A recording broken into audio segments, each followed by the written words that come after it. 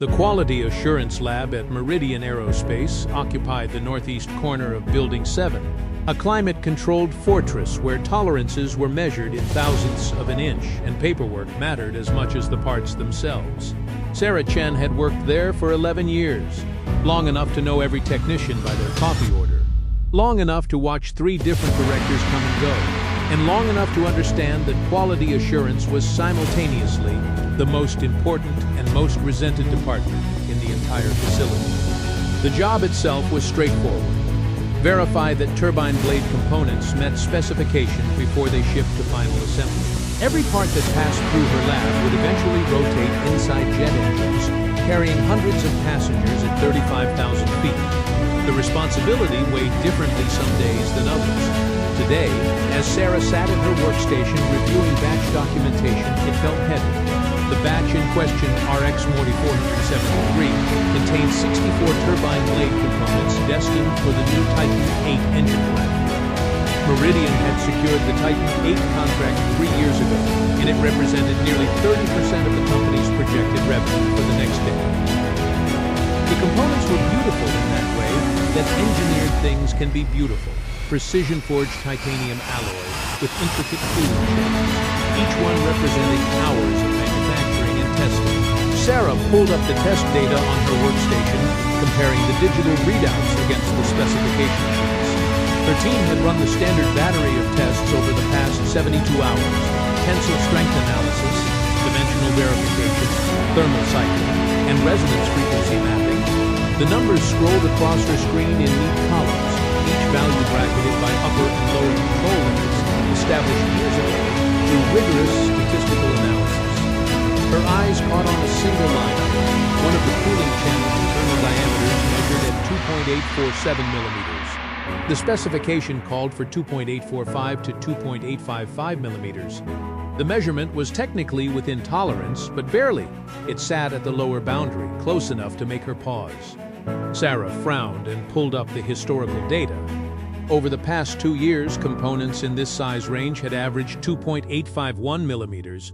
The mean value had remained stable, with natural variation normally clustering in a band about 0.003 millimeters wide. This single reading was nearly at the extreme lower end, not violating the specification, but unusual enough to trigger her experienced eye. She made a note in the batch log and moved on, but the number stayed with her like a small stone in her shoe. Quality assurance was partly about catching parts that violated specifications, but it was also about recognizing patterns, about understanding when something was statistically unusual, even if technically acceptable.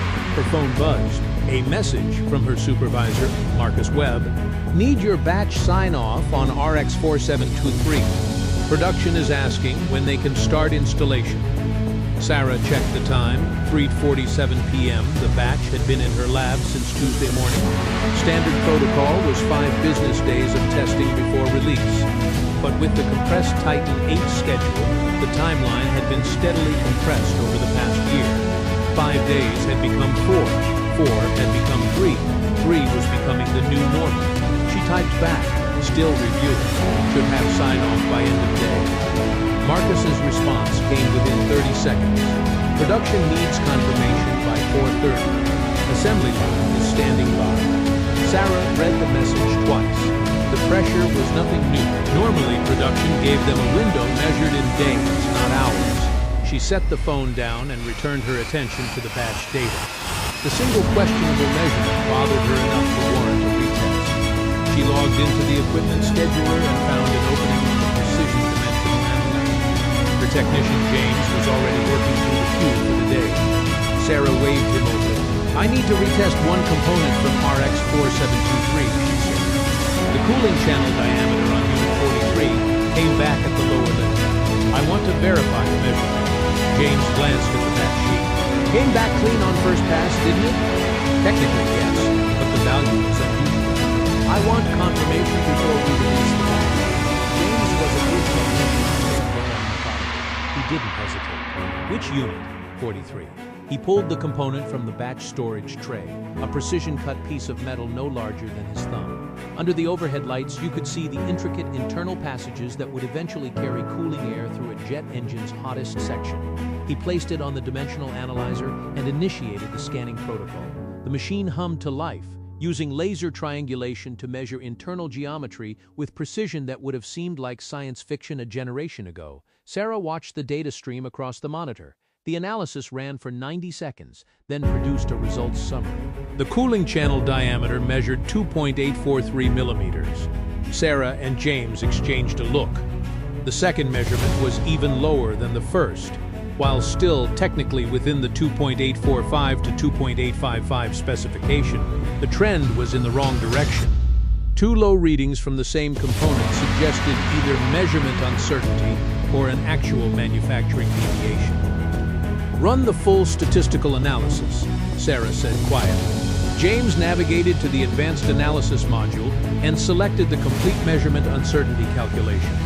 The software would account for equipment precision, environmental factors, and measurement technique variability to produce a confidence interval around the measured value. Results appeared on the screen. Measured value 2.84, 95% confidence interval 2.841 to 2.845 millimeters. Lower specification limit 2.845 millimeters. In plain English, the confidence interval extended below the specification limit. There was genuine statistical uncertainty whether this component actually met the specification. Sarah leaned back in her chair. "Tag this component for engineering review. Don't release it with the batch." "What about the rest of the batch?" James asked. "Let me look at the full data set first." He spent the next hour reviewing every measurement from all 64 components in batch RX-4723. The vast majority came in at expected values, clustering tightly around 2.851 millimeters. But two others also showed values at the lower boundary, 2.846 and 2.848, positions that would normally have been within tolerance, but that raised the same statistical concern as component 43. Sarah created a summary report and flagged the batch for hold status, marking the three questionable components for engineering review. Standard protocol in this situation would be to route the data to the design engineering team, who would evaluate whether the specification was appropriately set or whether the manufacturing process needed adjustment. She was preparing to send the hold notification when her phone rang. "Marcus, tell me you have good news on RX-4723, he said without preamble. "I need to hold the batch," Sarah replied. "I've found statistical anomalies in 3 components that warrant engineering review." The silence on the line lasted 3 seconds. "Statistical anomalies? Are they outside spec?" "They're at the boundary.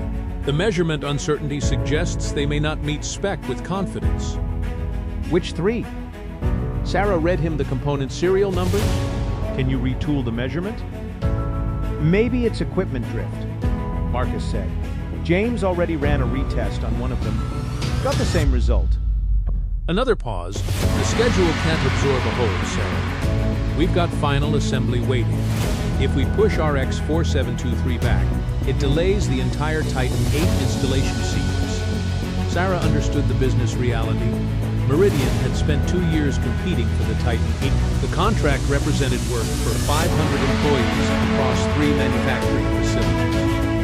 The schedule had been negotiated down to the margin, with penalties if Meridian missed delivery windows. "I understand the schedule pressure," Sarah said, "but if these components don't actually meet specification and we release them anyway, we're introducing risk into engines that will carry paying passengers. They're within specification, aren't they? Technically within the spec limits. The specification exists for a reason, Marcus. If there's statistical doubt about whether a component meets that specification, we shouldn't release it. That's literally what quality assurance exists to prevent." Marcus's frustration was audible. "I'm going to need you to document this decision in detail. If we hold this batch, there's going to be a lot of questions from higher up.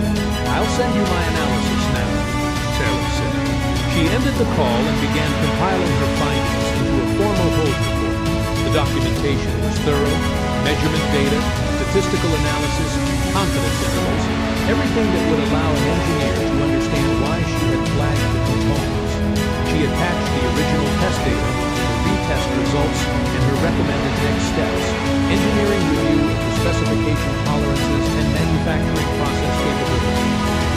work took 20 minutes to prepare. She sent it to Marcus at 4:43 p.m., 13 minutes before his production deadline. His response came at 4:35 p.m., "I need to escalate this. We'll call you back in an hour."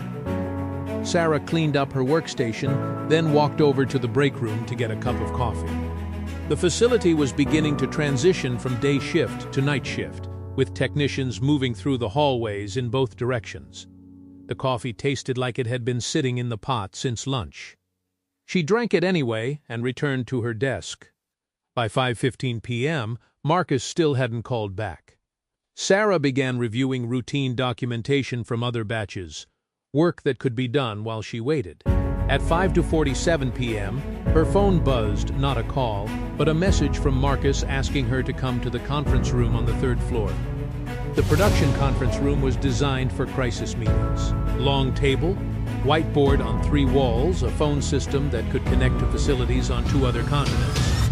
Currently it held Marcus, 2 other supervisors she recognized, and a man she didn't know, 50s, expensive suit, the bearing of someone accustomed to authority.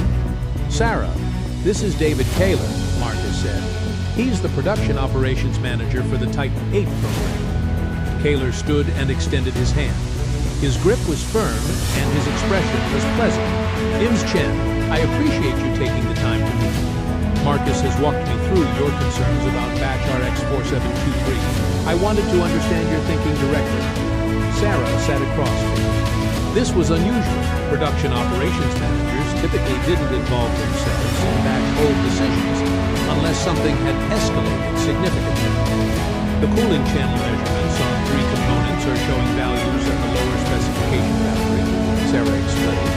The measurement uncertainty analysis suggests genuine doubt about whether they actually meet the specification. Standard protocol is to hold the batch for engineering review, Kaler nodded thoughtfully. "And the other 61 components in the batch are fine. The other 61 components all measure well within specification. So, we're looking at a 95% pass rate. We're looking at 3 components that need engineering review," Sarah said carefully. "The percentage doesn't really apply to quality decisions. We either release parts that meet specification, or we don't color lean back in this chair. Here's what I'm struggling with, Ms. Chen. We have a contract that specifies delivery of these components by the end of the quarter. We're currently tracking to meet that schedule. A hold on this batch pushes us into schedule risk territory. We're talking about potential contract penalties, customer relationship damage, and impacts on the broader manufacturing schedule." "I understand," Sarah said, "but the alternative is releasing components that may not meet specification. May not meet specification based on measurement uncertainty. The parts themselves measured within the specification limits, correct? The measured values were within the limits, yes, but there's statistical indication that the true values may be outside the specification." Kohler folded his hands. "Walk me through the consequence if we release these 3 components and they're actually slightly outside specification. What happens to a jet engine if a cooling channel diameter is 1/1000th of an inch too small?" Sarah had considered this question during her measurement review.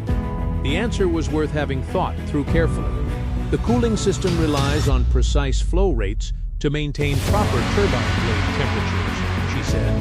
A smaller diameter reduces flow, which could elevate blade temperature in the affected cooling passage. Over extended flight hours, that could accelerate material fatigue in that region. It doesn't mean immediate failure, it means increased risk of failure over time. How much increased risk? I'm not a design engineer. That's what the engineering review would determine. Taylor stood and walked to the whiteboard. He picked up a marker. "Let me present a different scenario. What if I told you that the Titan 8 specification for cooling channel diameter was originally set with a safety margin, that it's actually overspecified relative to the engine's thermal requirements?" "That's possible," Sarah said. "In fact, what if I told you that preliminary analysis from our design engineering team suggests the cooling channel tolerance might be widened in the production specification without compromising engine performance? The specification might be more conservative than necessary." Sarah felt something shift in the conversation. "Is that actually the case? It's being evaluated. The point is, a hold on this batch triggers a cascading series of delays that could cost millions of dollars. Meanwhile, these components might very well be adequate for service. The question we should be asking is not whether there's theoretical risk, but whether the risk is meaningful relative to the actual specification requirements. The specification is the specification.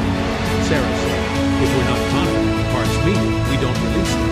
If the specification is wrong, that's an engineering decision to change it. But we don't make that decision in quality assurance by releasing parts that may not conform. Collar set down the marker and returned to his seat. When he spoke, his voice was measured but carried an edge. I respect the commitment to quality, Miss Chen, I do. But quality also has to function in a business reality. We can't achieve perfect certainty on every measurement. At some point, we have to accept that good enough is good enough. Not when we're talking about aircraft safety, Sarah said, which is exactly why these components are being tested and measured with extreme precision in the first place. The specification has safety margins built in. We're not talking about releasing obviously defective parts.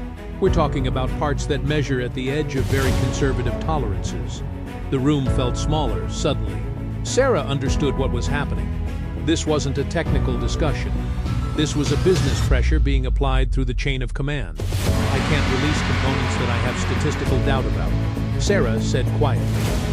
That's not how quality systems work. Kohler's expression hardened slightly. Let me be direct, Ms. Chen. This batch release is critical to the Titan 8 schedule.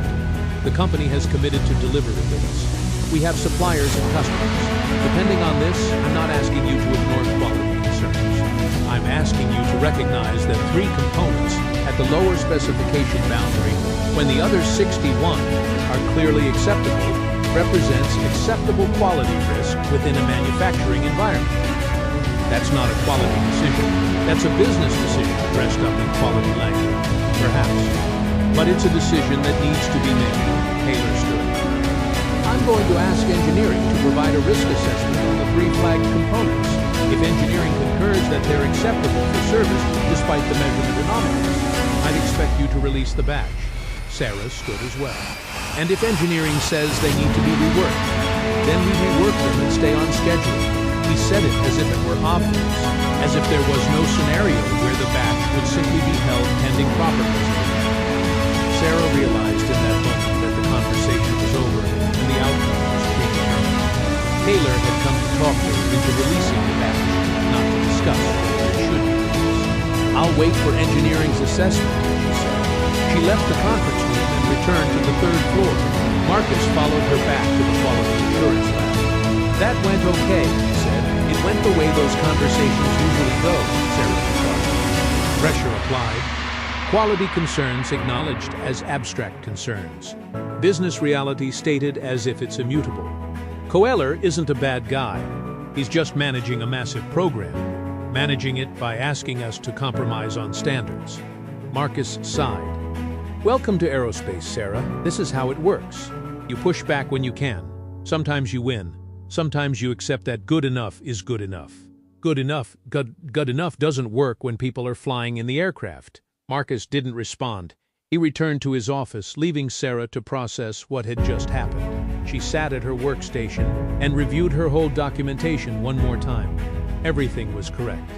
The methodology was sound. The conclusion was appropriate, and she had just been told very diplomatically that it didn't matter.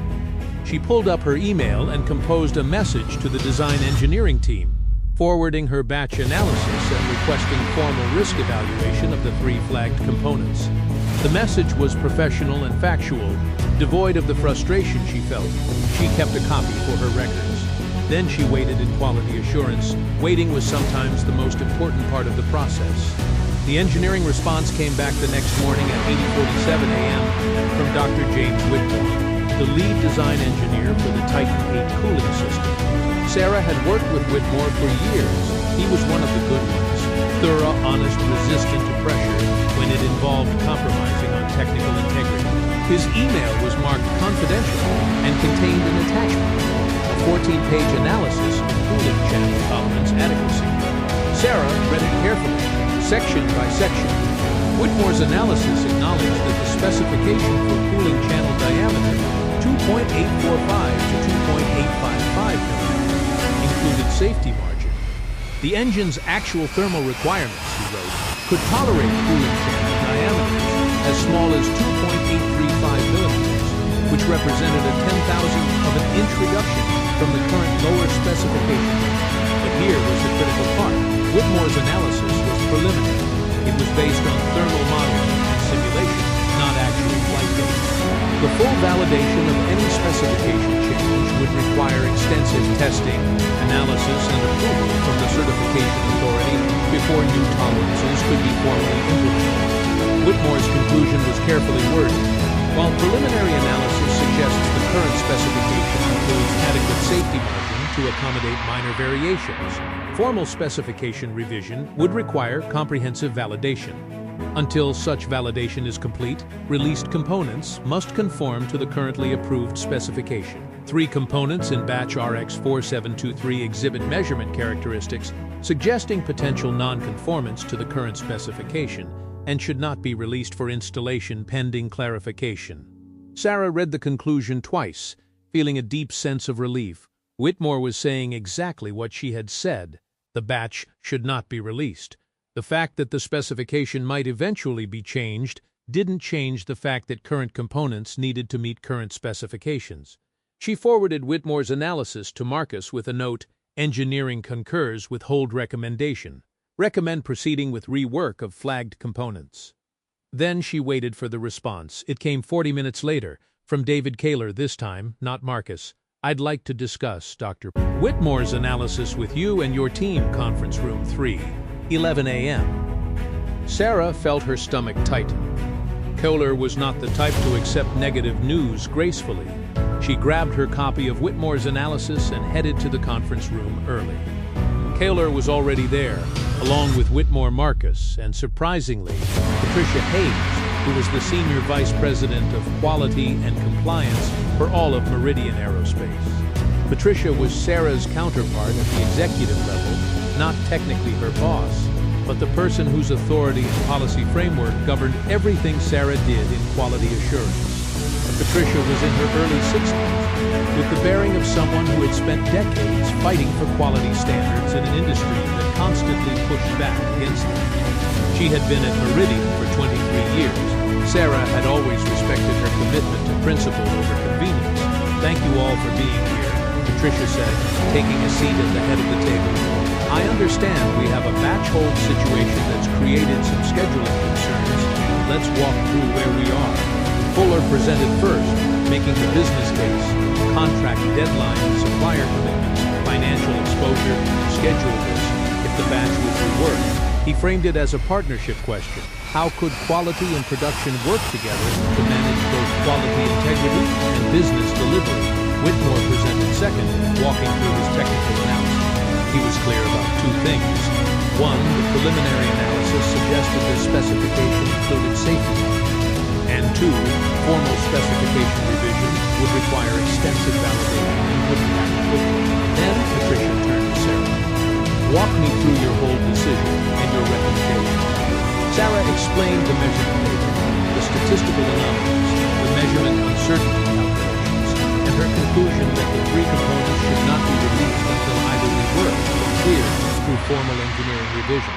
Patricia listened without interrupting. When Sarah finished, Patricia looked at Whitmore. "Dr. Whitmore, in your analysis, you recommend against release pending clarification. What would constitute adequate clarification?" "Several options," Whitmore said. "We could rework the 3 components to bring them into the high end of the specification. We could initiate formal specification revision through the proper channels, but that would take months and wouldn't resolve the current batch. Or we could do additional metallurgical and thermal analysis of components at the lower boundary to establish that they're actually adequate." "How long would that analysis take?" Patricia asked. "Several weeks, perhaps a month." Kohler shook his head. "We don't have a month, we have days. If we don't release this batch within the week, we miss our delivery window." Patricia was quiet for a moment. "So our options are, 1, rework the components, which delays but keeps us on a reasonable timeline. 2, hold the batch and conduct analysis, which delays significantly. Or 3, release the components as is and accept the risk." "That's the basic framework," Whitmore said. Patricia looked at Sarah. From a quality perspective, which option is acceptable? Option 1, rework the components, Sarah said. That preserves both quality and schedule. We get parts that definitively meet specification, and we can ship the batch with minimal delay. How much delay? Taylor asked. Probably 3 to 5 days, Sarah said. Rework takes time, then we retest to confirm the corrections brought everything into proper specification. Taylor stood and walked to the window. 3 to 5 days adds $500,000 in penalties to our contract if we miss the delivery deadline. It puts our supplier commitments at risk. It also demonstrates to the customer that we can't hold a schedule. Patricia's voice was steady. David, you understand that as the executive responsible for quality compliance, I cannot approve release of components that quality assurance has flagged for specification concerns, regardless of schedule pressure.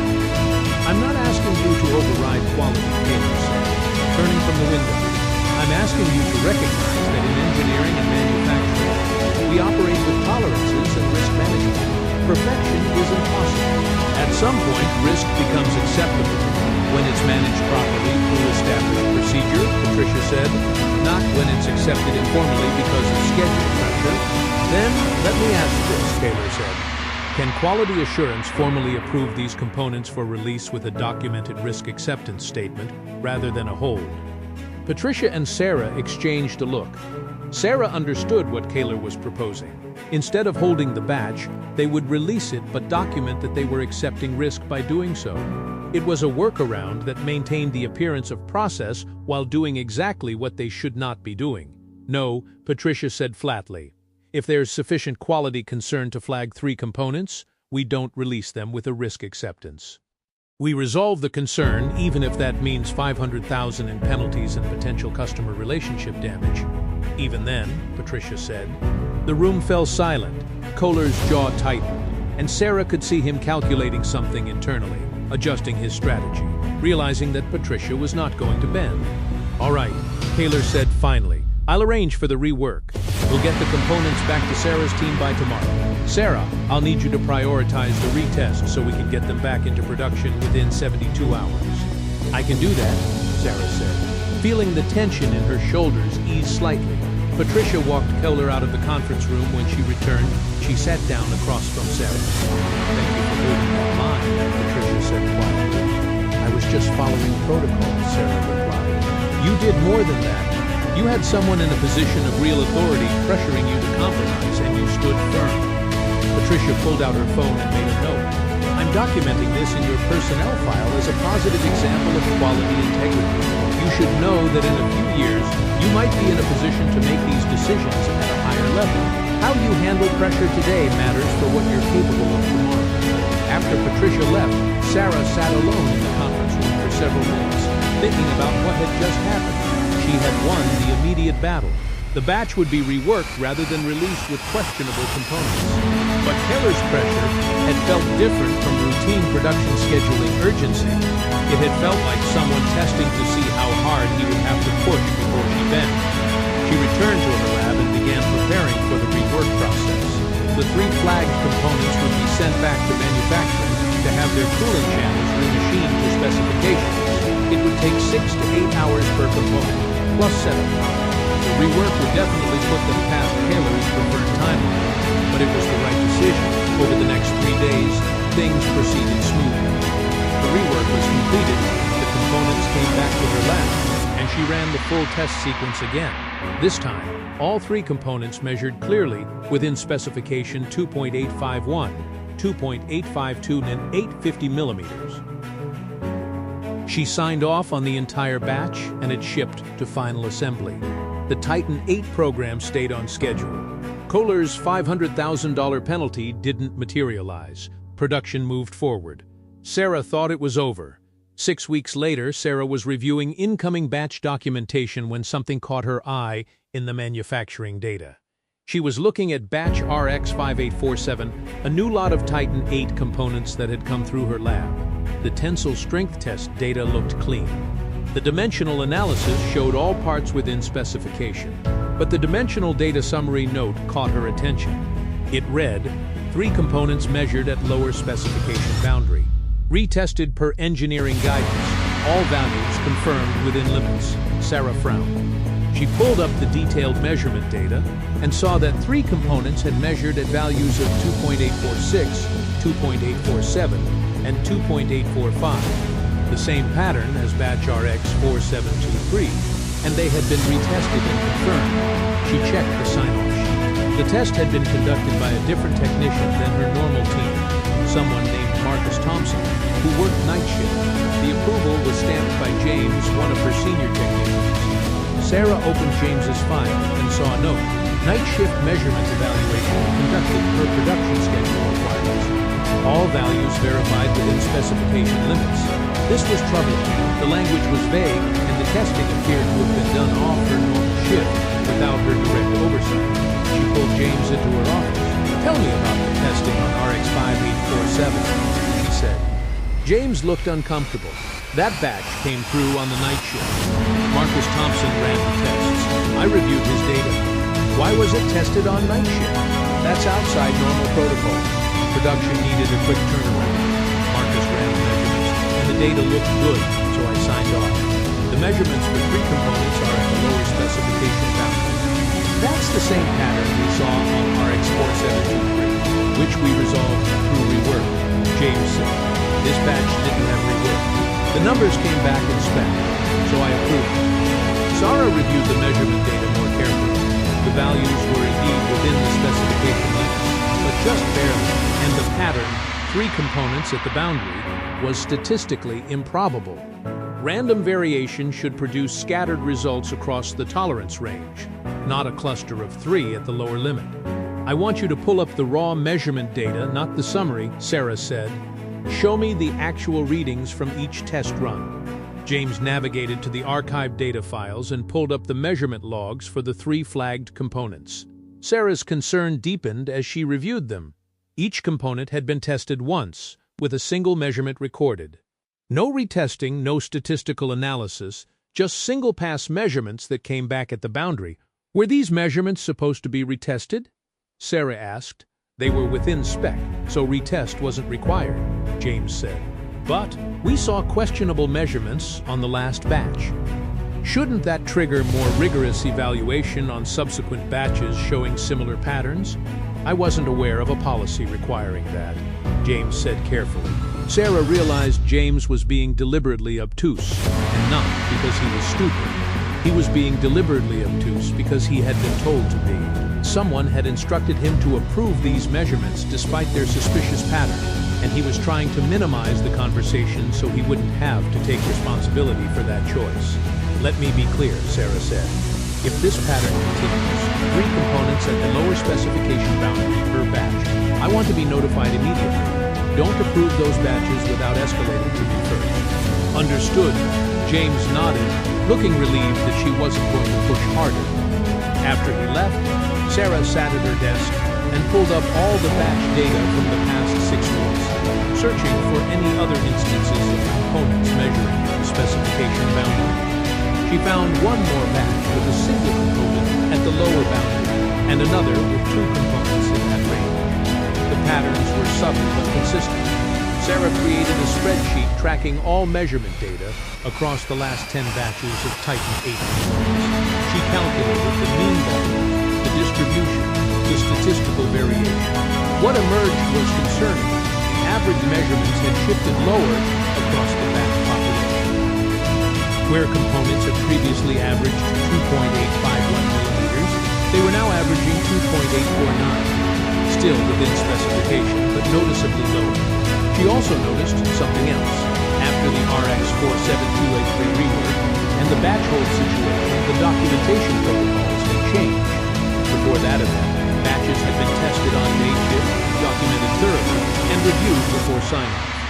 After that event, more testing had migrated to night shift with streamlined documentation and faster turnarounds. Someone was making changes to how quality control was being conducted. Someone was optimizing the process for speed over rigor. Sarah spent the evening at home reviewing her batch data on her laptop. She couldn't shake the feeling that something was systematically changing at the facility. The RX4723 situation should have been a learning moment, The company had almost released questionable components. Patricia Hayes had backed her up. The batch had been reworked and everything was fine. But it wasn't fine. What was actually happening was slower and more insidious. The quality control process was being gradually redesigned to make it easier for components at the specification boundary to pass through. The next morning, Sarah requested a meeting with Patricia Hayes. Patricia's assistant scheduled her for 2 p.m. Patricia's office was on the 5th floor, a space that reflected decades of quality advocacy, framed citations from regulatory agencies, photos of Patricia with FAA officials, a bookshelf containing reference books on quality systems and aerospace standards. Patricia herself was at her desk reviewing documents. "Sarah, good to see you," Patricia said, gesturing to a chair. "What's on your mind?" Sarah walked through her findings methodically. She showed the historical measurement data, the recent shift in average values, the migration of testing to night shift, the changes in documentation protocols. She presented it all factually, without accusation, just laying out what the data showed. Patricia listened carefully, taking notes. When Sarah finished, Patricia sat back in her chair. "This is concerning," Patricia said. "If measurement values are trending lower, or if testing protocols are being modified without proper authorization, those are process changes that should go through formal validation and approval." "That's what I thought," Sarah said. "I wanted to bring it to you before I escalated further." Patricia stood and walked to her window, looking out over the facility. "I need to investigate this independently. Don't discuss this with anyone else until I've had a chance to look into it." "Understood. Understood," Sarah said. She left Patricia's office feeling like she had done the right thing. Patricia would investigate properly. If there was a problem, Patricia would find it and fix it. What Sarah didn't realize was that she had just activated a chain of events that would end very differently than she expected. Patricia's investigation took 3 weeks. During that time, Sarah conducted her normal quality control work, testing batches, approving components, seeing them shipped to final assembly. She didn't know what Patricia was finding, because Patricia was operating independently and outside the normal communication channels. That was appropriate for an investigation. Confidentiality protected both the investigation and anyone who might be involved in whatever was being investigated. Then one morning, Sarah received a call from Marcus Webb asking her to come to his office at 8 a.m. the next day. The message was casual, but the request was unusual. Marcus rarely called formal meetings with his team. Sarah arrived to find Marcus at his desk with an HR representative present, a woman named Susan Garrett, who dealt with sensitive personnel issues. The presence of HR made Sarah's pulse quicken. "Thank you for coming in," Marcus said. "Susan is here because I need to discuss some concerns about how you're handling your role." Sarah's first instinct was confusion. "What concerns?" Susan opened a folder. "We've received information suggesting that you may be overstepping your authority in quality assurance decisions. Specifically, there are concerns that you've been flagging batches for non-technical reasons related to schedule pressure, and that you may be creating unnecessary delays in our manufacturing processes." Sarah stared at Susan. "I have no idea where that came from. I follow quality protocol. I flag batches when there's a technical concern about specification conformance. The RX4723 batch is being cited as an example," Susan said. "There's documentation suggesting that the flagged components were actually acceptable for service, but your decision to hold the batch resulted in unnecessary rework. That's completely false." Sarah said, "The components had measurement uncertainty suggesting non-conformance. They were reworked to bring them definitively within specification." "That's exactly what the process is supposed to do." Marcus looked uncomfortable. "It's not about whether you were right or wrong technically. It's about perception. There's concern that you may be using quality authority to make business decisions." Sarah realized what was happening. Someone had gone to HR and made complaints about her, framing her quality decisions as overreach. It was a smart political move. If you could get HR focused on her management style or professional conduct, it would undermine her credibility in making technical decisions. "Who made these complaints?" Sarah asked. Susan shook her head. "We maintain confidentiality of complainants, but I want you to understand that these are serious allegations that we need to take seriously." They're not allegations, they're character attacks based on me doing my job. Sarah said, hearing the anger in her own voice. I followed quality protocol on RX-4723. Patricia Hayes, the SVP of Quality, backed that decision completely. If there's a concern about how I'm conducting quality work, that should be addressed by quality leadership, not by HR processing anonymous complaints. Patricia Hayes has already been made aware of these concerns, Susan said. Sarah felt something cold settle in her stomach. Patricia made complaints about me. I can't confirm or deny that, but she's part of the process being evaluated. Marcus cleared his throat. Sarah, I'm not suggesting you've done anything wrong. I'm just asking you to be aware that there's been feedback about your approach. Going forward, I'd like you to be more collaborative with production on scheduling decisions. Let's look for ways to work together rather than creating adversarial situations. Sarah stood up. I need to speak with Patricia directly. That's not advisable while the HR review is ongoing, Susan said. This is my career. I have every right to understand what's being alleged against me and by whom. Susan smiled in that carefully neutral way that people in HR learn to do. You're absolutely right. I'll have documentation of these concerns sent to you. You can review them and provide a response. I want to meet with Patricia, Sarah said firmly. After the HR review concludes, Susan said, that should be within the week. Sarah left the meeting feeling like she had just been pushed off the cliff and was only now realizing she was falling.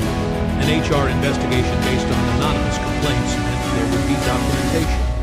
Documentation meant there would be an official record of allegations, even if those allegations were completely false. Even if the investigation cleared her, the record would remain.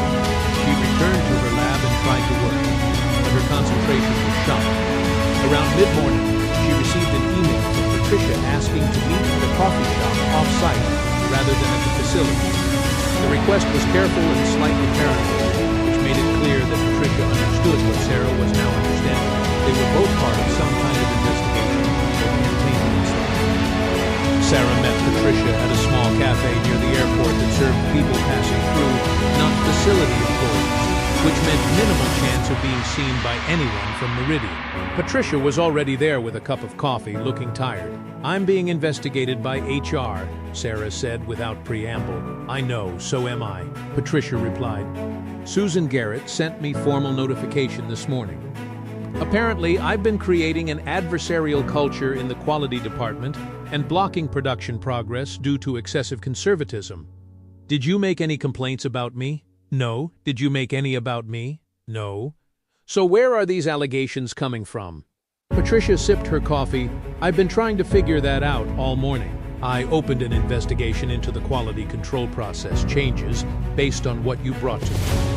I was looking at the shift to night shift testing. The documentation changes whether someone was systematically modifying how components were being approved. I was about halfway through that investigation when HR contacted me with complaints about how I conduct my job. The timing can't be coincidence, Sarah said. It's definitely not coincidence, Patricia agreed. Someone found out about my investigation and initiated a counter-investigation into me. It's a classic defensive move. If they can discredit me and you as sources, they undermine any findings we might produce. Who's they? Who would do this? Patricia pulled out her phone and showed Sarah a series of emails. They were between David Kaler and Marcus Thompson, the night shift technician, who had been running tests on the later batches. The emails discussed efficiency improvements to the testing process and streamlining documentation to reduce unnecessary work. I obtained these through my investigation, Patricia said. They're technically confidential company communications, so I probably shouldn't have them. But they show that Kaler has been directing changes to the quality control process specifically to speed up batch approval. That's exactly what I suspected, Sarah said. The testing shifted to night shift. Documentation became less rigorous, protocols changed. And I believe the purpose was to make it easier for components at the specification boundary to pass through without escalation. Look at the measurement data pattern we found. 3 components at the boundary per batch, shifted from the historical average, but all technically within specification. That's not random variation. That suggests a deliberate shift in manufacturing measurement practice. Sarah sat back in her chair, processing. Why? Why would Kohler want components at the specification boundary to pass through? What's the benefit? Cost reduction, probably, Patricia said. If cooling channel diameter is slightly tighter than necessary, it requires less precision in manufacturing. Manufacturing at lower precision costs less and can be done faster. If you can drift the tolerance boundary without exceeding specification, you save money and time, whilst increasing risk to the engines. Whilst increasing risk, Patricia agreed. Not necessarily catastrophic risk. We don't know if the components are actually inadequate for service. But there's definitely risk being introduced where none needs to be. Sarah felt anger and fear mixing in her chest. This was bigger than a single batch. This was a systematic degradation of quality controls to reduce manufacturing cost. It was exactly the kind of thing that quality systems were designed to prevent. What do we do? Sarah asked. Patricia was quiet for a long moment. That's complicated. I have an active investigation into my own department that I initiated based on your report. HR has initiated an investigation into both of us based on counter-allegations. If I continue my investigation and find evidence of wrongdoing, I'll be accused of doing it to defend myself against HR allegations. Any findings I produce will be tainted by conflict of interest. So we're trapped. Not exactly, but we need to be very careful about what we do next. If this is as systematic as I think it is, there are probably other people involved, probably other senior managers who know about it or are participating in it. We need evidence that's strong enough to withstand serious scrutiny. Sarah understood the implication. They needed to build a case so solid that no amount of HR counter-allegations could undermine it. I can document the measurement data patterns, Sarah said.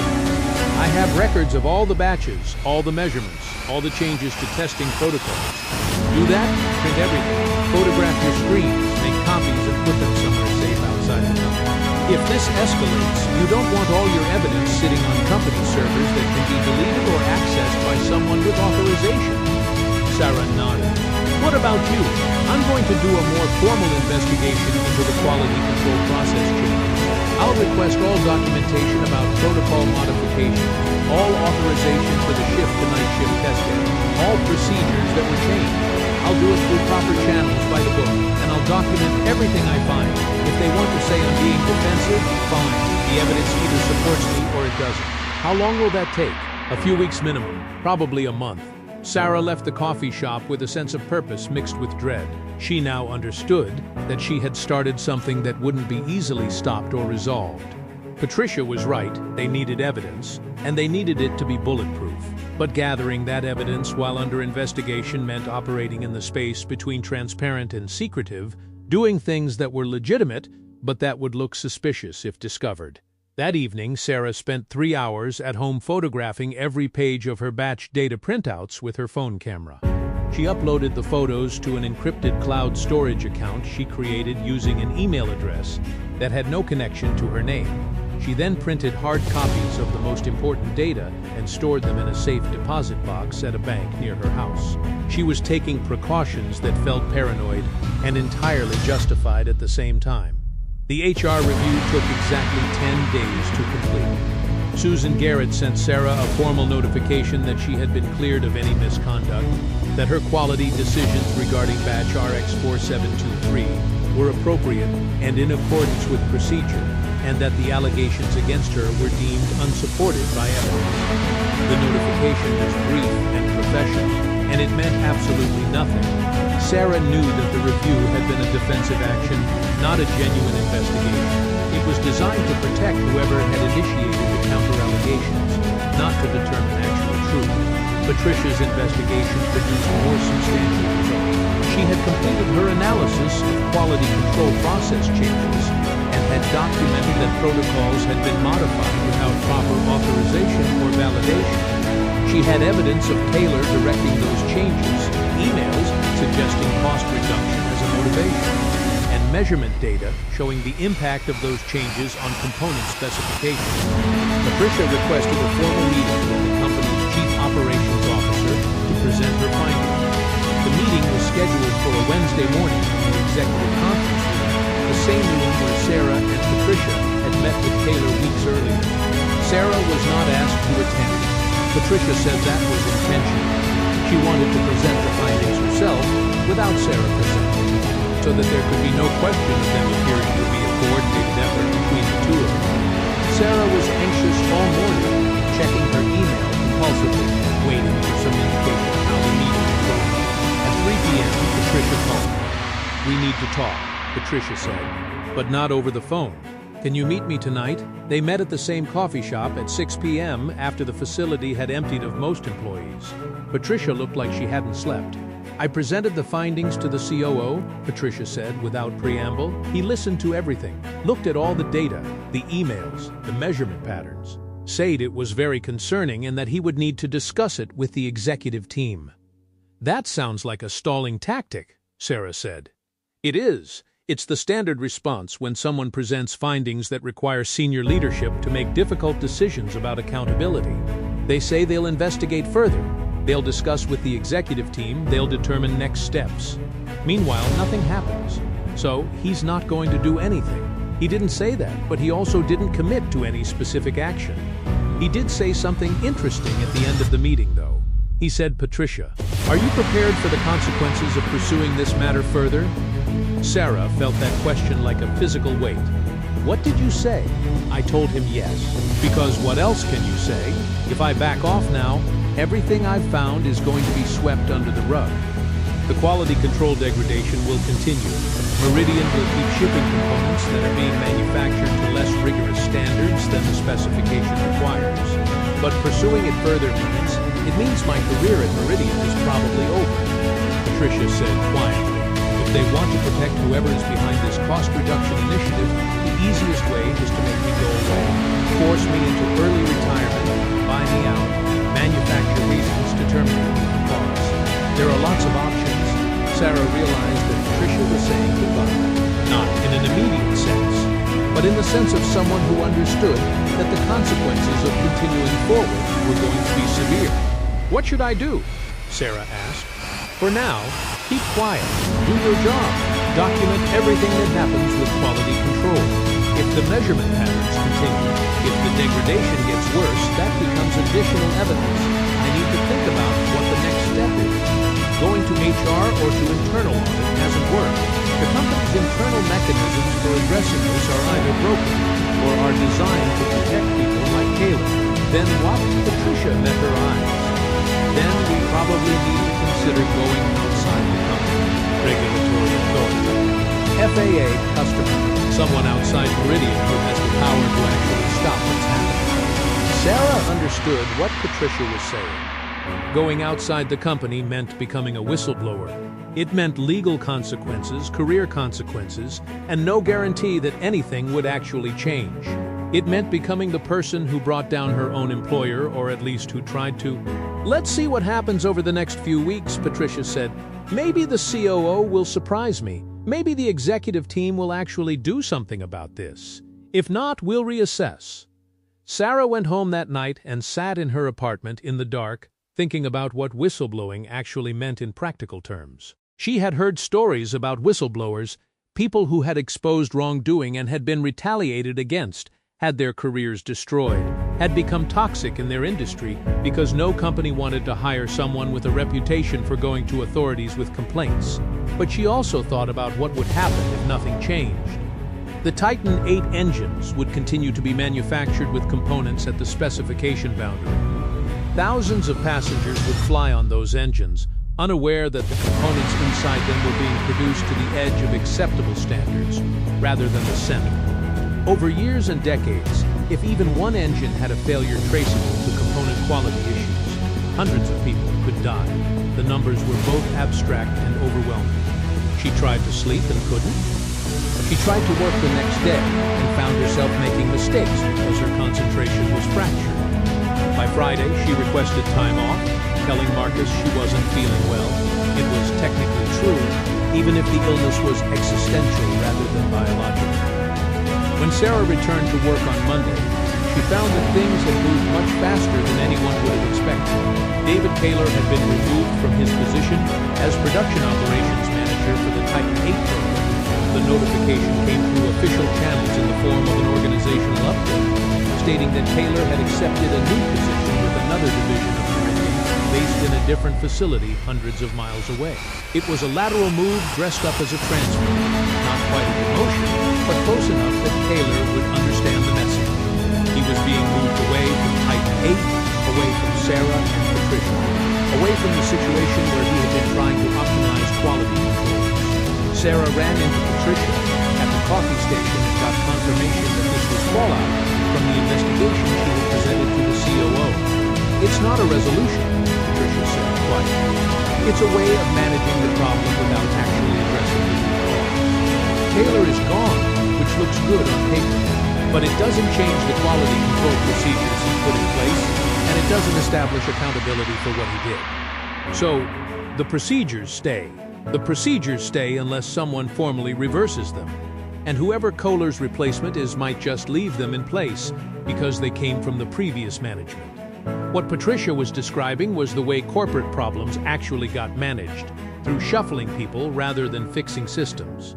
Kohler would go to his new position, his replacement would inherit the degraded quality procedures, and nothing would actually change. The risk would continue. Over the next 2 weeks, Sarah noticed that the new production operations manager, a woman named Diane Foster, was running things differently. Diane was older, more experienced, and had a reputation for actually caring about quality. She initiated a review of quality control procedures, reinstated day shift testing for critical batches, and re-established more rigorous documentation protocols. It looked like Patricia's investigation had actually worked. The system had course-corrected itself. The degraded procedures were being fixed, but Patricia remained cautious. "Wait and see if it actually sticks," she told Sarah. "Management often makes surface changes that look good, but don't actually address the underlying incentives that created the problem in the first place. If the company's metrics and bonuses still reward cost reduction over quality, Diane's procedures won't last long." Patricia was right. By the middle of the following month, Sarah started noticing that the new procedures were being loosely applied. Day shift testing was happening, but documentation was starting to get less detailed. The night shift testing was being phased out, but it was being replaced by a streamlined efficiency review that moved components through approval faster. The pattern was repeating itself in slower motion, with different operators but the same underlying pressure to optimize processes in ways that made it easier for borderline components to pass. Sarah brought this to Patricia's attention at their regular coffee shop. "The system doesn't work," Patricia said, and Sarah had never heard such defeating voice. "We fixed it at the operational level, but the incentive structure that drove Taylor to degrade procedures in the first place is still there. As long as the company measures success by cost reduction and schedule adherence, there will always be pressure to optimize quality controls in ways that compromise their function." "Then what's the answer?" Sarah asked. Patricia didn't respond for a long time. Finally, she said, "I've been thinking about this a lot. I have a meeting with council next week about my options. I wanted to talk to you first, to see if you're willing to go further." "Further, how?" "I have a relationship with an FAA compliance officer, someone I've worked with on other matters over the years. I could reach out to them, explain the situation, provide evidence of systematic quality control degradation, and request that they conduct an audit of Meridian's procedures. It would be confidential initially, but eventually it would lead to a formal investigation." Sarah's stomach tightened. This was the moment. This was where protecting herself ended and becoming a whistleblower began. "What would happen to us if we did that?" Sarah asked. "Career-wise, we'd probably be terminated either immediately or within a few months. Retaliation is illegal, but companies are very creative about how they accomplish it without it appearing retaliatory. The FAA takes whistleblower retaliation seriously, so we'd have some protection and some recourse. But it would be a fight. How much of a fight would last years? Legal bills, professional consequences, years of the industry knowing you as the person who reported your employer to the FAA. Sarah sat with that reality. This was the reason most people didn't blow the whistles, even when they knew something was wrong. The personal cost was simply too high. It was easier to look away, to accept that systems were imperfect, to tell yourself that your job was just to follow the procedures and not to worry about whether the procedures were adequate. But Sarah thought about those Titan 8 engines. She thought about passengers boarding flights unaware that the components components inside the engines were being produced to the engine acceptable standards. She thought about how one component failure cascading through a system could bring down an aircraft. "Tell me more about the FAA relationship," she said. "Tell me exactly what would happen if we went through." Patricia outlined the process. She would contact the FAA officer confidentially and provide documentation of the quality control degradation. The officer would determine if there was sufficient cause for formal investigation. If there was, the FAA would send auditors to Meridian to review procedures and documentation. Meridian would eventually learn who initiated the complaint because the investigation would necessarily involve questions about how the FAA became aware of the issue. From there, retaliation risk was high, but whistleblower protections would apply. Sarah asked, "I can reach out to my contact this week, set up an initial conversation, but I want to be clear, I won't do this without you being explicitly willing. This is your decision too." Sarah thought about Patricia's offer of a choice, which was generous and also made clear how serious this actually was. There was no going back from this. Once you reported your employer to the FAA, once you became a whistleblower, that was who you were in the aerospace industry. It was who you would be for the rest of your career. But she thought about the alternative, continuing to work at Meridian, knowing that quality controls were being degraded, knowing that risk was being introduced and accepting it. Living with the knowledge that if something happened, if an engine failed, if passengers died, that she had known about the risk and had done nothing. "Do it," she said. "Go to your FAA contact." Patricia reached out to the FAA compliance officer, a woman named Rebecca Morse, who had been auditing aerospace manufacturers for 30 years, through an encrypted email that explained the situation at a high level and requested a confidential call. Rebecca responded within 24 hours, and they spoke on a secure line late on a Thursday evening. What Patricia didn't tell Sarah was how detailed her initial briefing to Rebecca was. Patricia provided Rebecca with Sarah's measurement data, the documentation of quality control procedure changes, the emails between Kaler and night shift technicians, evidence of the measurement pattern showing components and specification values. Patricia was building a case that was specific enough and detailed enough that Rebecca would understand this wasn't a minor concern or a misunderstanding. "This is significant," Rebecca said after reviewing everything. "If what you're describing is accurate, we're looking at systematic degradation of quality controls specifically designed to enable cost reduction at the expense of specification performance." "That's my assessment," Patricia said. "I need to discuss this with my supervisor and the regional manager. This could become a formal investigation." "How long will that take?" Patricia asked. "A few days, maybe a week. Once it's approved, we'll need to conduct an on-site audit. That means arriving at your facility unannounced and requesting documentation on the quality control procedure." Patricia understood what that meant. Once the FAA showed up, everyone at Meridian would know that something had triggered an audit. Once people knew there was an audit, finding out who triggered it would be a straightforward process of elimination. "I'm prepared for that," Patricia said. 3 days later, Rebecca Morse called back. "We have authorization to conduct a surprise audit of Meridian's Titan 8 quality procedures. We'll be there on Tuesday morning." Patricia hung up the phone and then did something she hadn't done since initiating this chain of events. She cried. She cried in her office with the door closed, letting out weeks of fear and uncertainty and the weight of knowing that her career as she knew it was about to end. Then she composed herself, cleaned up her face, and called Sarah. "Tuesday morning," Patricia said, "FAA is conducting an audit. You should prepare yourself." Sarah had known this was coming, but the specific timing made it real. "What should I do?" "Come to work Tuesday, do your normal job, and be prepared to answer questions if the FAA asks to talk to you. Don't volunteer anything. Don't lie if they ask directly. Just tell the truth about what you've observed with quality controls. What about you?" "I'll be coordinating with Rebecca Morse and providing access to documentation. By the end of the day Tuesday, Meridian's executive team will know there's an FAA investigation in progress." Tuesday morning, Sarah arrived at work at 7:30 a.m., the same time she always did. She went to her lab, started her workstation, and began reviewing the day's batch queue.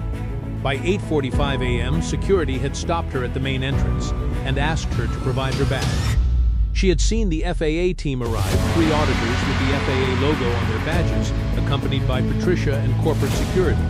By 9 a.m., Marcus Webb had called her to his office to ask if she knew why the FAA was there. Sarah told him she didn't, which was a technical truth. She didn't know for certain, even though she knew exactly why they were there. By 10 a.m., the entire facility knew there was an FAA audit in progress. People were talking in hushed tones, worried about what the audit might find, worried about whether Meridian could lose the Titan 8 contract, worried about their jobs. At 11:30 a.m., Rebecca Morse asked to speak with Sarah in the private office. Sarah sat across from her and answered questions about the measurement data, the quality control procedures, the changes that had been made, the pressure from production management. Did anyone explicitly tell you to approve components you had concerns about? Rebecca asked. Not in those words, Sarah said. But there was pressure to release batches faster. Pressure to work with production rather than against production, and clear signals that batch holders were creating problems. Did you feel pressured to compromise your professional judgment? Yes, but I didn't compromise it. I held firm on the RX-4723 batch when there were measurement concerns. I escalated when I noticed patterns in later batches. Rebecca made notes as Sarah spoke. When she was done, she said simply, "Thank you. You did the right thing." The audit continued for 3 days. The FAA team reviewed all documentation, tested random components from recent batches, analyzed the quality control procedures, interviewed staff, and compiled their findings. By Thursday afternoon, they had enough information to make preliminary determinations. Their formal statement was delivered to Meridian's CEO in a closed-door meeting, but the content leaked within hours through the facility's internal communication channels. The FAA had found evidence of systematic degradation of quality control procedures designed to reduce manufacturing cost. They had identified components that appeared to be at specification boundaries in ways that suggested manufacturing drift rather than natural variation. They had concerns about whether components currently in service met the specification they were certified under.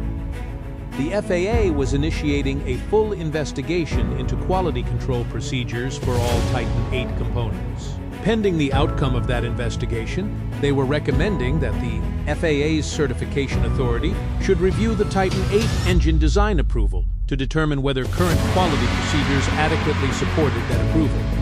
In practical terms, that meant the FAA was potentially going to decertify the Titan 8 engine platform, which would ground all Titan 8 engines already in service and would halt production of new engines until quality issues were resolved. For Meridian, the financial implications were catastrophic. The Titan 8 contract represented 30% of the company's revenue. Decertification meant that revenue disappeared. Decertification also meant that customer confidence in Meridian's quality systems had been damaged in the worst possible way through official FAA action. The day after the FAA's preliminary assessment was delivered to the CEO, Patricia was called to an immediate meeting with Human Resources. She was informed that her position was being eliminated as part of a realignment of the quality organization. She was offered a severance package that included 6 months of salary and continued health insurance, conditioned on signing a non-disparagement agreement that prevented her from discussing the FAA audit, the circumstances that led to it, or anything related to Meridian's quality procedures with anyone outside the company. Patricia declined the non-disparagement agreement and demanded instead to speak with an employment attorney before agreeing to do anything. The HR representative told her that the severance offer was time-limited and that if she didn't accept it within 48 hours, the offer would be withdrawn and she would be terminated for cause. Patricia met with Sarah at their coffee shop to tell her what had happened. "They're trying to force me into silence through the severance offer," Patricia said. "If I refuse the offer, I get fired. If I get fired, my legal protections as a whistleblower are different than if I accept a severance. And the non-disparagement agreement is specifically designed to prevent me from speaking about what I found." "That's illegal, isn't it?" Sarah asked. "You can't retaliate against someone for going to the FAA." "It's illegal, but proving it is complicated. They're claiming they're eliminating my position for business reasons, not retaliating against me. By the time the dispute gets worked out in court, I'll have spent tens of thousands of dollars on legal fees and years of my career in litigation." Sarah felt rage and helplessness in equal measure. Patricia was the one who had done everything right, who had conducted proper investigation, who had brought concerns to internal management, who had finally taken it to the FAA when internal mechanisms failed. And now she was being forced out. What are you going to do? Sarah asked. Accept the severance, Patricia said quietly. I can't afford to fight this and maintain my house and my life. I'm 60 years old. At this point in my career, getting fired for cause means I'm probably unhireable at any major aerospace company. The severance gives me time to figure out next steps, maybe transition into consulting or something else entirely. That's not right, Sarah said. No, it's not. But it's how these things work. The company has resources and lawyers and time. Individual employees don't have those things. Eventually, the pressure wears you down and you do what you need to do to survive. Patricia signed the severance agreement and left Meridian Aerospace 3 weeks later. They had a final lunch together the day before her last day of work, and Patricia's primary message was simple. Keep documenting everything. Keep a record of what happens next. If this escalates further, if Meridian tries to retaliate against you, we'll have evidence of the pattern. After Patricia left, Sarah felt genuinely alone in the facility. She was the only person left who had been part of the investigation, the only person still employed by Meridian who could testify to what had happened. The FAA knew about the quality concerns, but the FAA investigation would take months or years. In the meantime, she was working in an environment where people knew she was connected to the external investigation.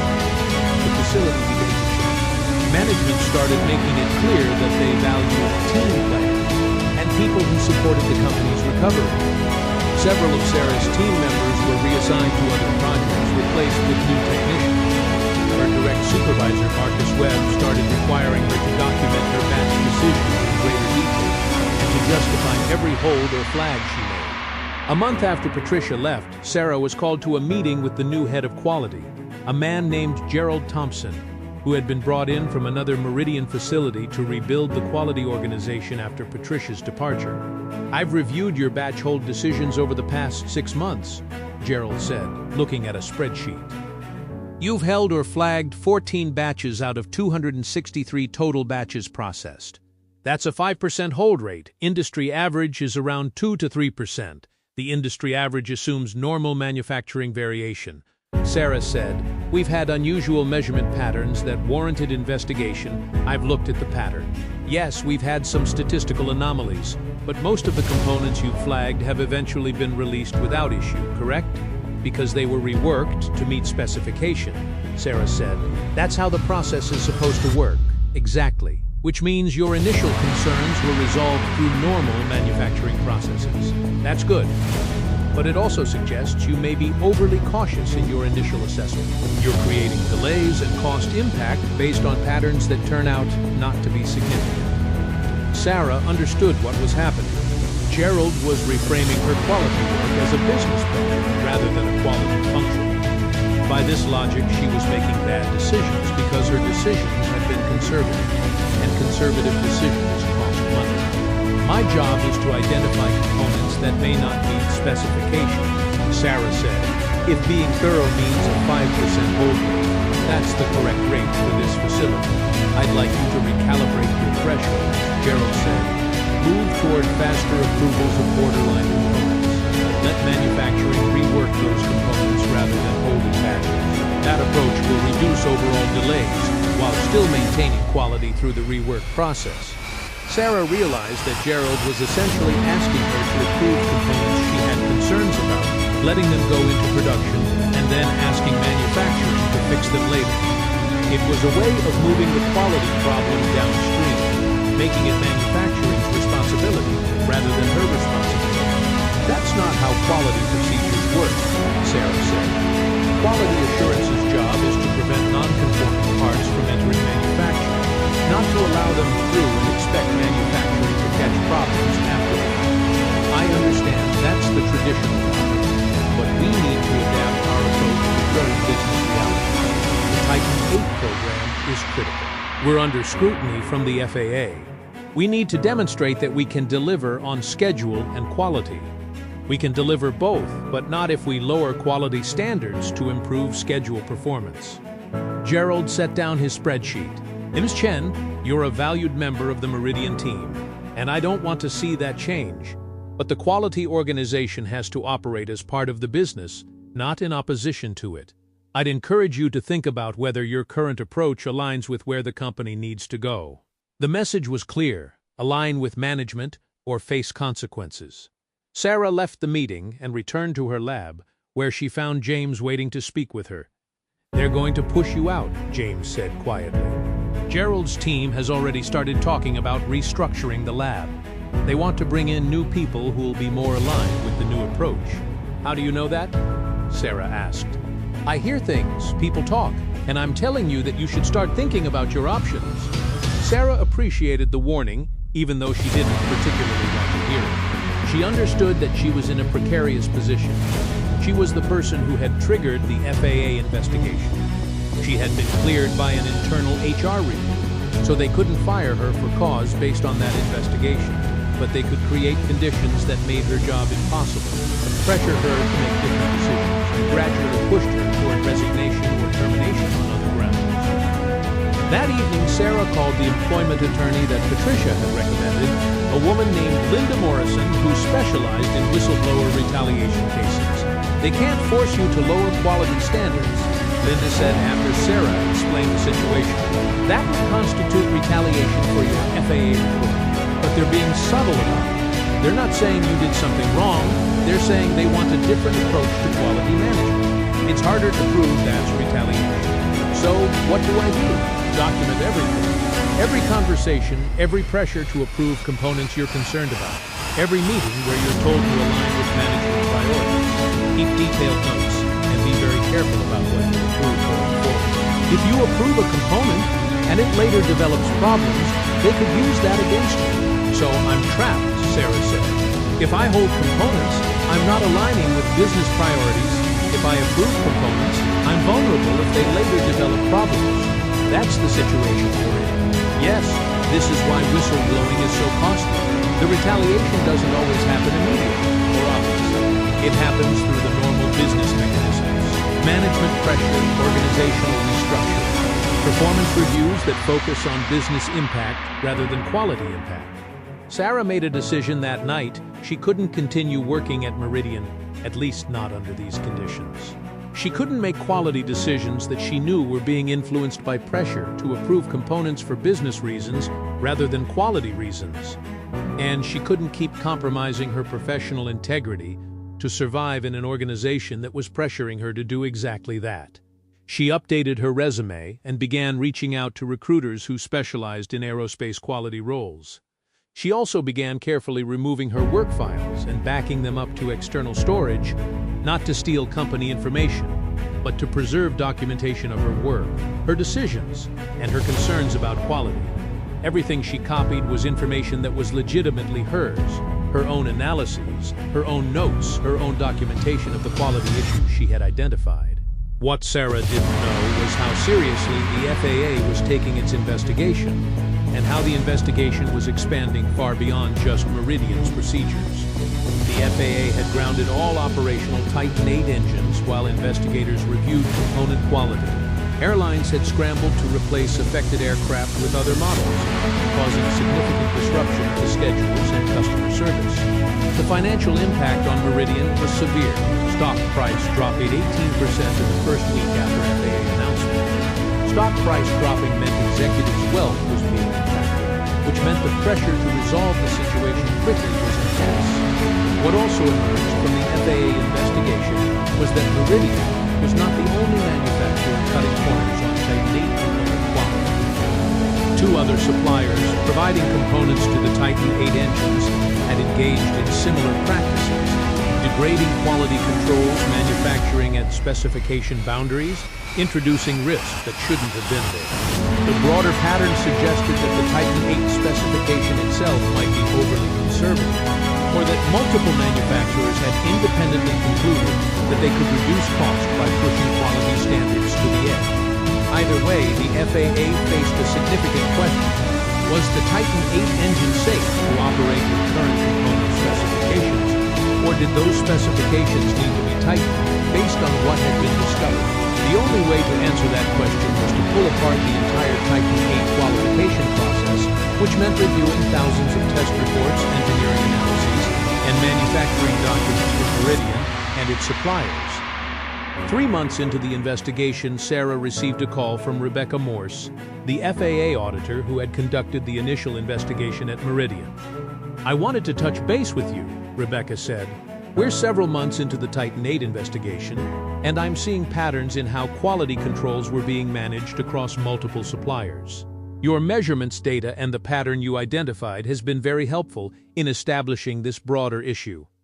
"Has it stopped the degradation?" Sarah asked. "Are other suppliers implementing tighter controls?" "Yes and no. All suppliers are now operating under close FAA scrutiny. They've all tightened procedures. But whether that was genuine commitment to quality or just compliance under observation, time will tell." "What about Meridian specifically?" Sarah asked. "Meridian is facing significant reputational damage and financial impact. Their CEO has been replaced. The quality organization has been completely restructured. New procedures are being implemented. Whether those changes stick or whether the company reverts to cost optimization thinking once the investigation concludes, that remains to be seen." "What about the people who triggered the investigation?" Sarah asked carefully. "Is there protection for them?" Rebecca paused. "Are you asking about yourself and Dr. Hayes?" "Yes. I can't speak to your specific employment situation, but whistleblower protections under federal law are real. If you're facing retaliation, there are remedies available. An employment attorney who specializes in this area can help you understand your rights and your options." After the call ended, Sarah felt a sense of validation mixed with uncertainty.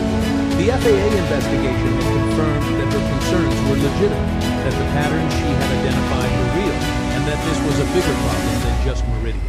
But the fact that Rebecca couldn't speak to her specific employment situation meant that she was still on her own in navigating the retaliation that was occurring. She made a decision. Rather than continuing to work under conditions of increasing pressure and subtle retaliation, she would resign from Meridian, file a whistleblower complaint with the OSHA agency that handles retaliation claims, and pursue legal action if necessary. She gave 2 weeks' notice at the beginning of the following month, citing personal reasons and a desire to pursue opportunities in a different environment. She did not mention the FAA investigation, the quality concerns, or anything related to her whistleblower. She simply resigned professionally and cleanly. Meridian accepted her resignation, offered her a severance package that was considerably less generous than what Patricia had received, and asked her to sign a non-disparagement agreement. This time, Sarah refused the severance contingent on non-disparagement and instead accepted a smaller severance with her right to speak about her experiences fully preserved. 3 years after Sarah left Meridian Aerospace, the FAA's investigation had concluded. The findings were comprehensive and sobering. The Titan 8 engine specification had been appropriate for the engine's designed application, but multiple manufacturers had degraded their quality controls in ways that introduced unnecessary risk. Components were being manufactured to the edge of specifications rather than to the center, creating higher failure probability than the engine's design had accounted for. The FAA had mandated corrective actions at all suppliers, implemented enhanced oversight procedures that would continue for 5 years, and required that any specification changes in the future be validated through rigorous testing rather than just engineering analysis. The Titan 8 engine platform had been cleared to return to service with enhanced monitoring protocols.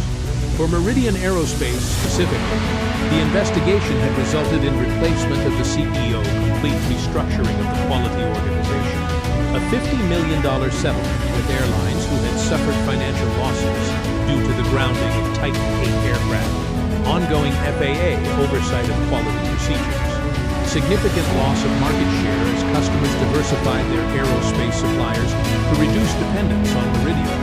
Patricia Hayes had received an apology from Meridian's new CEO and had been offered her job back for a consulting contract at significantly higher pay. She had declined both offers and had instead transitioned into consulting work, helping other aerospace manufacturers review and strengthen their quality system. Sarah Chen had been hired by a competitor of Meridian's, a company specifically seeking quality professionals with aerospace experience and integrity. The employment attorney had filed a whistleblower retaliation complaint against Meridian on Sarah's behalf, which which had resulted in a confidential settlement that compensated her for the retaliation she had experienced. The specifics of the settlement were confidential, but it was generous enough to allow her to take 3 months off between leaving Meridian and starting her new job, time she spent thinking about what she had learned through this experience. What struck Sarah most about the aftermath was how nothing had changed the fundamental structure of the aerospace industry's quality problems. Companies were still under pressure to reduce cost. Schedule delays were still costly. Executives were still incentivized based on financial performance rather than quality performance. All the fixes that had been implemented in response to the FAA investigation were monitoring and oversight mechanisms designed to catch companies when they tried to cut corners again. She had expected whistleblowing to result in more fundamental change, a shift in how the industry thought about quality, a rebalancing of incentives, a recognition that quality and cost were not in opposition to each other. But what had actually happened was more modest. A single incident had been exposed, penalties had been applied, procedures had been tightened, and things had mostly returned to normal. Years later, Sarah would encounter Patricia at an aerospace industry conference, and they would sit down for coffee and reflect on what had happened. Did it matter? Sarah asked Patricia directly. Did any of it actually change anything? Patricia considered the question carefully. It mattered to the people who flew on those Titan 8 engines. It mattered to the airline operators who weren't grounded indefinitely. It mattered to the engineers at the suppliers who realized they could maintain quality standards without losing contracts. It mattered to the regulatory authority that now has a deeper understanding of how these dynamics work in manufacturing. But it didn't change the system that created the problem in the first place. No, it didn't, Patricia said. The system will create similar problems again. There will be other companies, other products, other cost pressures that drive similar quality degradation, and there will need to be other whistleblowers to catch those problems. Then why do it? Sarah asked. Why put yourself through all of this if you know the system won't change? Patricia smiled in that way she had developed over the years, a smile that acknowledged frustration but had made peace with reality. Because the alternative is to accept that the system will win, that companies will cut corners, because it's profitable to do so, and that people will fly on engines that are less safe than they should be, because we decided it was too hard to fight. I couldn't live with it. You couldn't either. And the fact that we couldn't live with it, and that we did something about it, means that at least in this one instance, the system didn't win. But the next time it will, Sarah said. Probably. Until the incentive structure changes, it probably will. But the next time, maybe there will be another whistleblower. Maybe the FAA will catch it faster. Maybe the penalties will be higher. Every time we expose this kind of problem, we raise the cost of cutting corners. Eventually, if enough people keep raising that cost, corners stop being worth cutting. It was an optimistic way to view an ultimately frustrating situation, and Sarah appreciated it. The world was unlikely to change fundamentally because of her actions. But her actions had mattered to specific people, had protected specific risks, had held one company accountable in a way that affected how they operated going forward. 5 years after leaving Meridian, Sarah was working as a quality director at a different aerospace manufacturer, a company that had explicitly hired her because of her reputation for integrity and her willingness to push back on cost pressures that compromised quality. She had built a team that valued both quality and efficiency, that understood they weren't in opposition to each other, and that took pride in the work they did. She was at dinner with her sister when the question came up that she had been avoiding for years. Do you regret whistleblowing? Sarah put down her fork and considered the question honestly. I regret the way it was handled by Meridian, she said finally. I regret that a company would rather move someone out and apply subtle pressure than engage with quality concerns head-on. I regret that Patricia was forced to leave. I regret that the broader system didn't change more dramatically. But no, I don't regret whistleblowing. I would do it again. Even knowing what it cost you, her sister asked. The cost was real, Sarah acknowledged. The stress of being investigated, the fear of retaliation, the period of unemployment between jobs, the knowledge that my name will be associated with controversy in aerospace circles. Those were all genuine costs. But I was doing work that mattered. I was in a position to protect thousands of people who were flying on aircraft without knowing that the components inside them were being manufactured to degraded standards. couldn't ethically accept a job, get a paycheck, and ignore that. Do you think anything actually changed? Her sister asked. Yes, actually, I think it did. Not as much as it should have, but it did. Meridian's quality procedures are demonstrably different than they were. The FAA's oversight of titanium 8 components is tighter. Other manufacturers saw what happened and made changes before they were forced to. And I think everyone involved learned something about what happens when quality gets degraded for cost reduction.